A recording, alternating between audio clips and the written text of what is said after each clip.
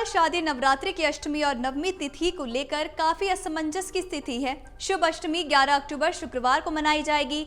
दशहरा यानी कि विजयादशमी 12 अक्टूबर को मनाया जाएगा। ऐसे में सवाल उठता है कि नवमी इस बार कब मनाई जाएगी। तिथि को लेकर इस कंफ्यूजन की स्थिति के कारण अष्टमी का व्रत रखने वाले भक्त असमंजस में हैं।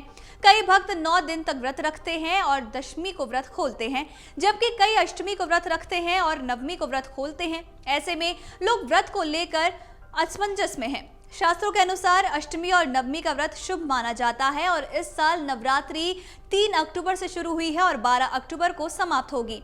नवरात्रि उत्सव में एक महत्वपूर्ण तिथि उदया तिथि होती है और उदया तिथि के बाद वाली तिथि को व्रत रखना चाहिए।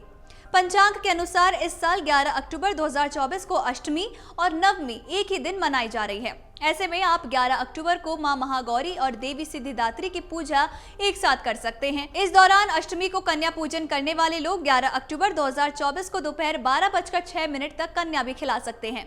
इसके बाद नवमी तिथि लग जाएगी। ऐसे में दोपहर 12:06 के बाद से नवमी के दिन व्रत का पारण करने वाले लोग कन्या पूजन कर सकते हैं। अष्टमी 2 दिन मनाई जाएगी, तो वहीं 10 अक्टूबर को सप्तमी तिथि दोपहर 12:30 तक रहेगी और फिर महाअष्टमी तिथि शुरू होगी और 11 अक्टूबर को 6:52 तक रहेगी। इस साल 10 अक्टूबर को व्रत न रखने की सलाह भी दी जा रही है, क्योंकि अष्टमी तिथि और सप्तमी तिथि एक साथ पड़ रही है और इसे शुभ नहीं माना जाता।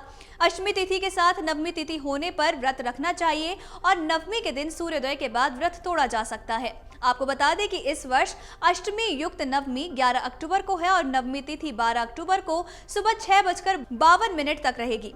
इसलिए सुबह अष्टमी व्रत रखा जा सकता है और 12 अक्टूबर को सुबह 6:52 के बाद दशमी तिथि शुरू होगी। ऐसे में दशहरा 12 अक्टूबर को मनाया जाएगा।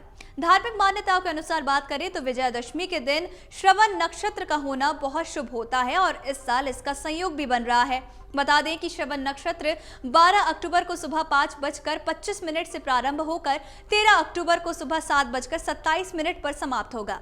इस साल दशहरा पूजन के लिए शुभ मुहूर्त दोपहर 2:02 से शुरू होगा, जो कि दोपहर 2:48 तक रहेगा और मुहूर्त की कुल अवधि 46 मिनट तक रहेगी। नवरात्रि के पहले दिन घट स्थापना के साथ ही माता की उपासना शुरू हो चुकी है और 9 दिनों के लिए मां दुर्गा के 9 स्वरूपों की पूजा की जा रही है। इस साल देवी दुर्गा का आगमन पालकी पर हुआ है। शारदीय नवरात्र में माता की आगमन और प्रस्थान की सवारी बहुत खास होती है। माता की सवारी भविष्य में होने वाली घटनाओं का संकेत भी देती है।